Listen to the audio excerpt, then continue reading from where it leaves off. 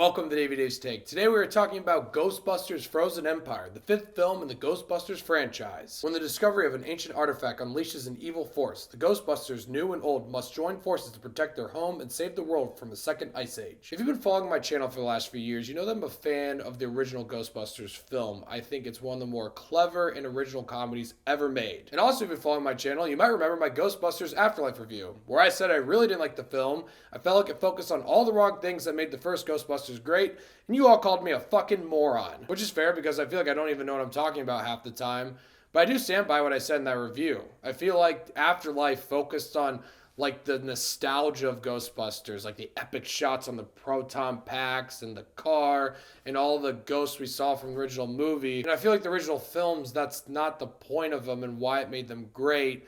But it feels like Afterlife was trying to make Ghostbusters this franchise like Star Wars. The reason I bring that all up is because I saw the trailer for Frozen Empire and I honestly was not excited at all for this film. It looked like it was going to be everything I hated about Afterlife. And for me, Frozen Empire is a mixed bag because I do think it is better than Afterlife, but it's still filled with all the things that made me dislike Afterlife. But first, talk about the things I liked about Frozen Empire. This film had some sequences in here that were actually pretty fun.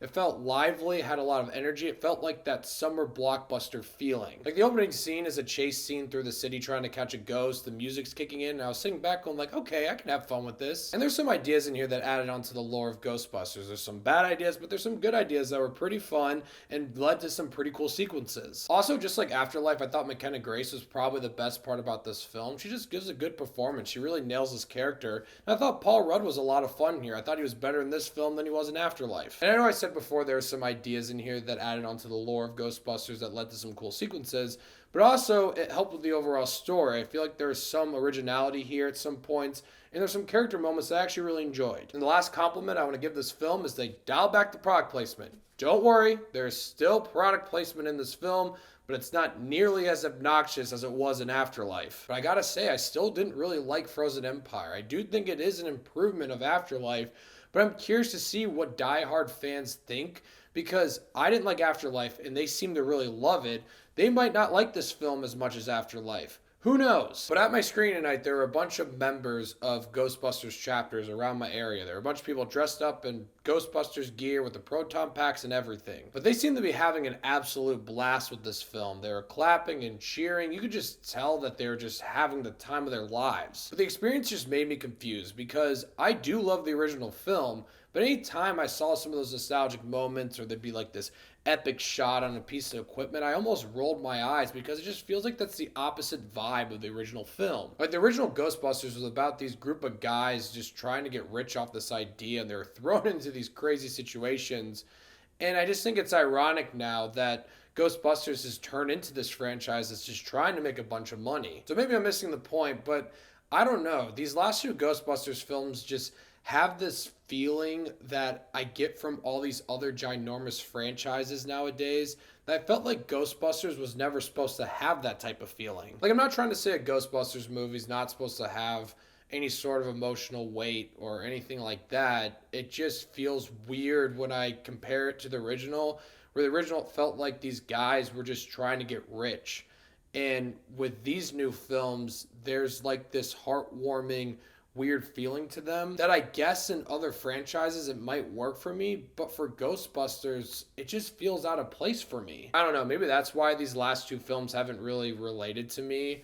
But I'm not trying to say all the character moments are bad. There are some I really enjoy, specifically with Paul Rudd and McKenna Grace. But there's also other issues with Frozen Empire. I feel like there's too many subplots and characters. The movie has trouble trying to mesh and balance them all together. Like, it feels like there's like 20 different characters in this movie, and sometimes the film has trouble giving screen time to all of them. So it feels like some characters are completely forgotten. Oh, and if you're really excited to see the old cast members, you might be disappointed because it's just Dan Aykroyd, who is great in the film. I actually think he did a really good job. But if you're expecting them to be all together throughout the whole film, it's not really like that. They definitely have more screen time than Afterlife, but it's still not as much as you would think. For me, that wasn't really an issue, but if you're expecting them to be on screen for like most of the movie, you might be disappointed. And some of their performances are a little iffy. Like, it feels like they just showed up on set and they're like, let's just get this fucking over with. And I said before, there's some good elements that added to the lore of Ghostbusters, but there are some that I thought were really stupid. that made the movie feel generic, like a generic summer movie, and then also made the plot kind of just janky. And I'll wrap it up with this. I didn't hate this film. I just don't think I'm gonna like it nearly as much as a lot of other people. Like I said, my theater was having a lot of fun with this film. I don't know if diehard fans of Ghostbusters are going to like this more than Afterlife, but I definitely think they're going to love Frozen Empire. And like I said before, I just feel like these new films aren't really for me because I feel like they're kind of missing the point of what made the first Ghostbusters great. So if you didn't like Afterlife, I don't think you're going to like Frozen Empire, but I did enjoy Frozen Empire more because I did have more fun and there were less irritating elements in this film that made me really dislike Afterlife, so who knows. I'm going to give Ghostbusters Frozen Empire 6 Davey Daves.